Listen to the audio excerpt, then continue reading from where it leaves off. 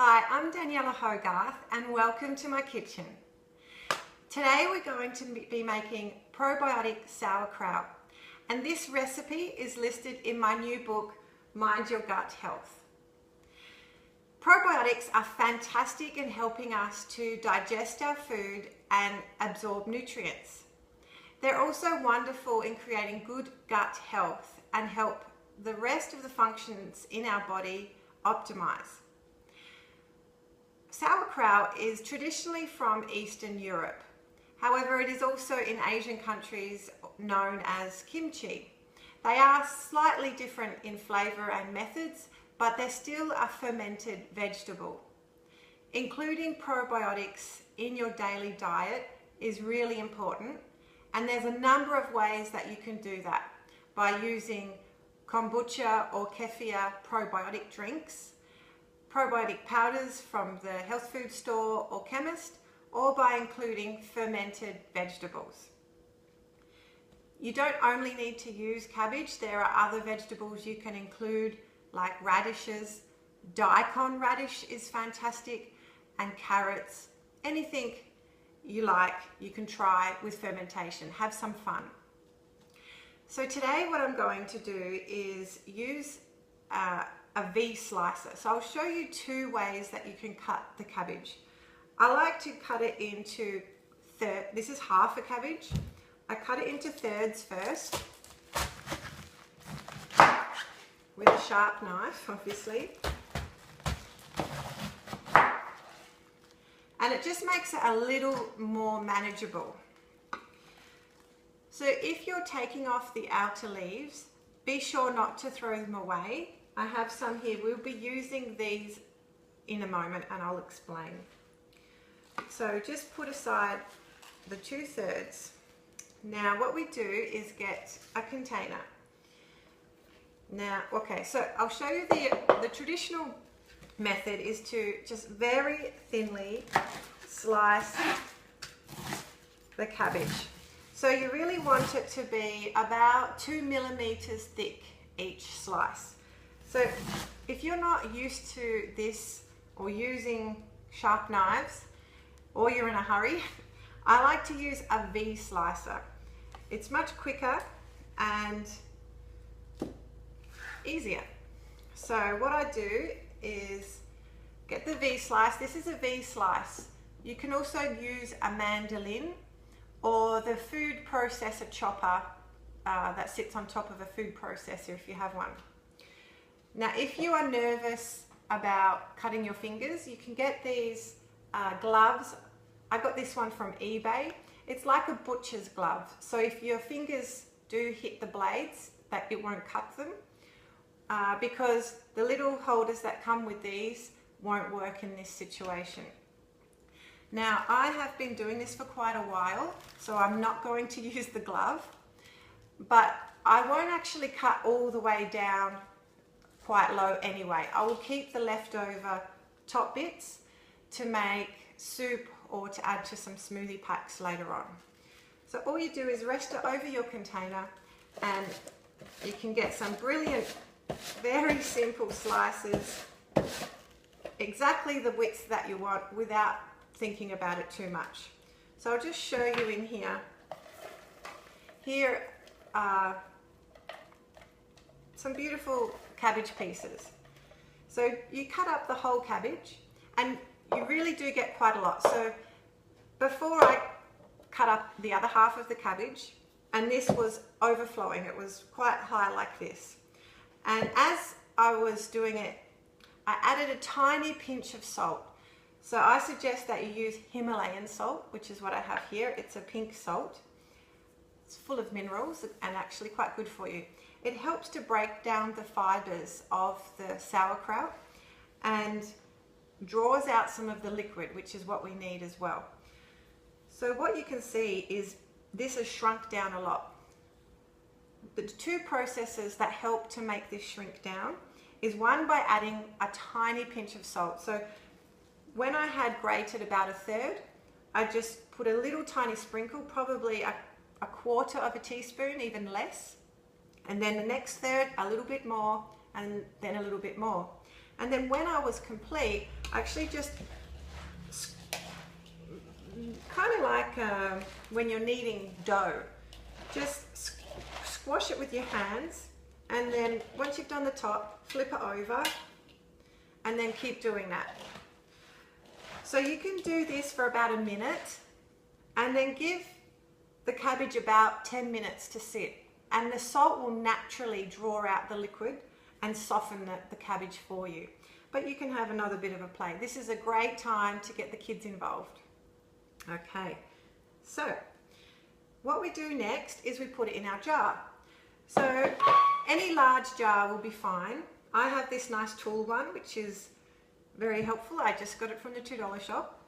And then we just add in the cabbage. Now just one step I'm going to add in quickly here. I like to use therapeutic grade essential oils in my cooking. I love the flavor and also the added health benefits. And it means I don't need to keep fresh herbs on hand all the time. So this little one here, this is Coriander Essential Oil. To this whole cabbage, I'm going to add, each time I tap the bottom of this bottle, I get half a drop. So I'm going to add 3 half drops. So I'll do it 3 times. 1, 2, 3. And that will give this a beautiful flavor. You can add caraway seeds or any flavors that you think might be nice if you have a look at your favorite recipes. So even peppercorns. Now what we do is we just fill up the jar. So adding it in, and as you go, pressing it down. So just get it in there and press it down. So the reason why we press it down is because we want the liquid to come to the surface. The cabbage needs to be covered in liquid for the fermentation process. This is so that it prevents the growth of mold or bad bacteria. Okay, so what I would do is continue to fill this up to the top. And when you get near to the top, you squeeze it down more, as much as you can. And you can start to see a little bit of liquid coming to the surface. If there isn't enough natural liquid, then it's a great time to add just a little bit of filtered water, enough to get it covered. Now, when you have your organic cabbages, they have beautiful prebiotics, which are little enzymes that help the growth of the good bacteria. We can also, which is the process for naturally encouraging the probiotics to form as the bacteria grows. We can encourage this process by adding in our own starter. Now, a starter can be used in a couple of different forms. One is you can use the old juice from a batch of sauerkraut. So if a friend has made some, you can get some of the liquid from when they've finished eating it. If you use sauerkraut from a supermarket, perhaps a German brand, it won't actually have the healthy probiotic enzymes in it, that bacteria that's necessary, because they pasteurize the jars so they store on the shelf for quite some time. So you really need a homemade one or something from a health food store that says it has probiotics in it. So this is from an older batch that I made. And probiotic sauerkraut, if it's covered in liquid, it lasts for quite some time. Now I suggest that you eat it within 6 months, even 12 months. But this batch I have here, I used a red cabbage, and I made this 3 years ago, and it still tastes delicious, still smells beautiful, and it's full of healthy probiotics. So that's just an idea. But this here is some of that liquid from 3 years ago. So I know it's pink. It'll give my beautiful green cabbage a bit of a pink tinge, which is nice. And here is my natural probiotic starter. And as you can see, it's the perfect amount to cover it with liquid. So the other options you could use here is you could use some kombucha, homemade kombucha, or from the health food store that you know hasn't been sugar added or diluted with water. So this has probiotic bacteria in it which will help the growth. Just a small amount, so maybe 2-3 tablespoons, not more than half a cup. And then the final option is you can actually get probiotic powder. Now I suggest consuming this just in your daily life for your gut health, but just perhaps half a teaspoon would be a good amount, or even a teaspoon as a starter for the healthy, good bacteria to grow in here. So normally this would be right up to the top. I will add some more cabbage in a while. When it gets to the top, you need to push it down so that it stays submerged under the water. A great way to do this is to use the cabbage leaves from the outer. So if I was going to leave this as is, I would just fill it all the way up with cabbage leaves and then push it down, and you see, now I know all of my shredded cabbage is completely submerged, so that's fine. So in time with the fermentation process, these leaves may start to float to the surface. You'll get some bubbles and fermenting happening. So it's good to put something on top to push this down. So you can use anything that's clean. So I have a glass here. I can push this down, and another lid just because I need a little bit more depth. And I know that's a heavy weight to hold this down. And then all I do now is seal this, make sure that it is tight, and I'll put it in the cupboard. So there are a couple of schools of thought. You can put this in a dark room temperature space for 2 to 3 weeks, or you can leave it for longer, up to 6 weeks. Now I choose to leave it for 6 weeks, and I just feel that it has more concentration of good bacteria. So the next thing is, once it's been sitting for however long you wish to leave it, you need to check if it's fermented successfully.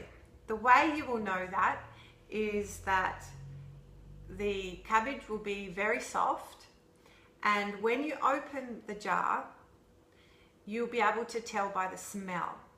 So it should smell of very strong cabbage. It will be much stronger than you expect, and maybe it might smell a little bit like digestive gases. If it has not been a successful fermentation, the smell will be revolting. It will be so overwhelming that you will need to run out of the house. So that's the key indicator. Or if you see mold growing, that is also a sign that it's not been successful. So yeah, the key is, if it smells a bit funny, then it's successful, because that's the byproduct of the fermentation. If it's so revolting that you can't even be within a meter of it, then it's not worked. One thing I want to let you know though is, when you leave it in the fridge, or possibly even with the fermentation before you put it in the fridge, you may get a little bit of white mold growing, a tiny bit. White mold is not too much to be concerned about. You can discard it and just eat the cabbage or the sauerkraut that's underneath, but that's your choice. If you see coloured mold, or blue or grey mold, or pink mold even, then definitely throw the whole batch away. So yeah, only a small amount to start with, just a tablespoon with each meal, and you can build up to, you know, maybe 2-3 tablespoons a day. But it's wise to combine this with other forms of probiotics as well. So there you have it. That's how to make probiotic sauerkraut. And yeah, have some fun, experiment, try with some different herbs. You can add herbs in, and see. You might be surprised. The children, some of the children quite like the flavors, especially the pink cabbage, and have some fun. Thanks for watching.